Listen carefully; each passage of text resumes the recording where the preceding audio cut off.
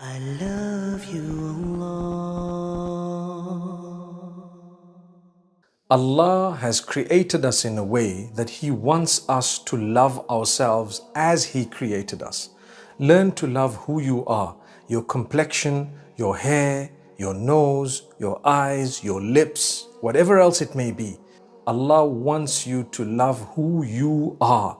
And Allah does not want you to be enslaved by people in a way that you feel you have to meet certain requirements in order to be accepted by others. Remember, if you are under pressure to perhaps paint your face in a certain way in order to be considered okay in your circle, then that circle has dictated the pace when Allah says, be who you are. So someone asked me about filters and they said, is it okay to use filters in Islam? Now remember, there are so many types of filters. Some of them convert you into animals. Avoid those. Some of them convert you into a clown or something strange and silly.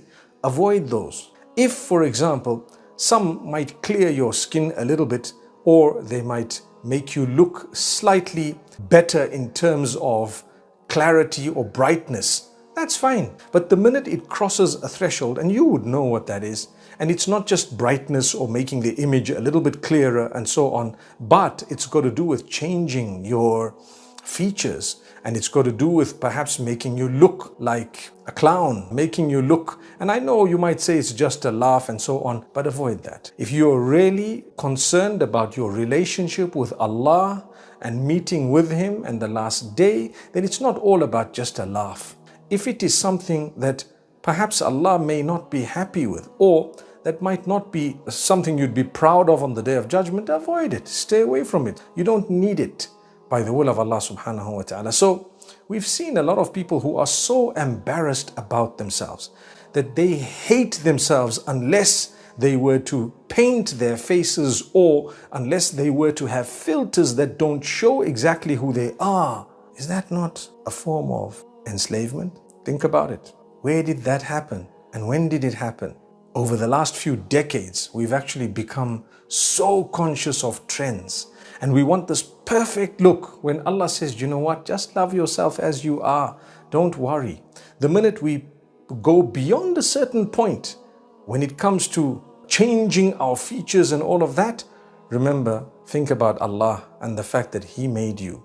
And He wants you to love yourself. Just think about that.